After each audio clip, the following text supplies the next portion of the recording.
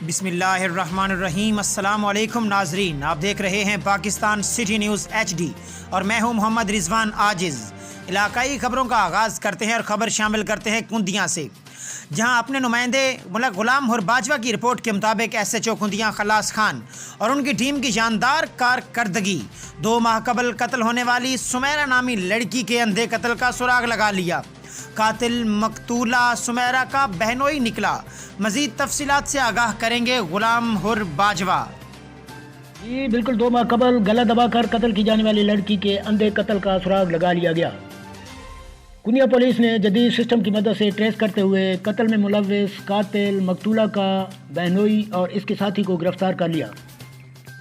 تفصیلات کے مطابق DSP پپلاں شاہد نذیر اور SHO کنیا خلاص خان نے مشترکہ پریس کانفرنس سے خطاب کرتے ہوئے میڈیا کو بتایا کہ 2 ماہ قبل رائٹ بینک کینال چشمہ سے سمیرہ بی بی کی نعش جبکہ نہر کے کنارے سے ایک بچی ملی جو ظاہری طور پر خودکشی لگ رہی تھی، لیکن کنیا پولیس نے جدید ٹریکنگ سسٹم اور موبائل ڈیٹا کی مدد سے اس اندھے قتل کا سراغ لگا لیا، جسے مقتولہ سمیرہ بی بی کے بہنوئی محمد پرویز ولد اکبر نے اپنے دوست تنویر ولد غلام عباس کے ساتھ مل کر گلا دبا کر قتل کر کے نعش کو چشمہ رائٹ بینک کینال میں پھینک کر مقتولہ کی بیٹی کو کنارے پر چھوڑ کر فرار ہو گئے تھے۔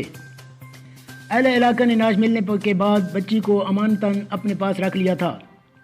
کنیا پولیس نے مقتولہ کے والد سلطان امیر ولد عثمان کی مدعیت میں دونوں ملزمان کے خلاف قتل کی دفعات کے تحت مقدمہ درج کر کے ملزمان کو گرفتار کر لیا۔ اہل علاقہ نے SHO کنیا خلاص خان اور ان کی ٹیم کو اس اندھے قتل کا سراغ لگانے پر خراج تحسین پیش کیا۔ غلام حر باجوہ، پاکستان سٹی نیوز، کندیاں۔ جی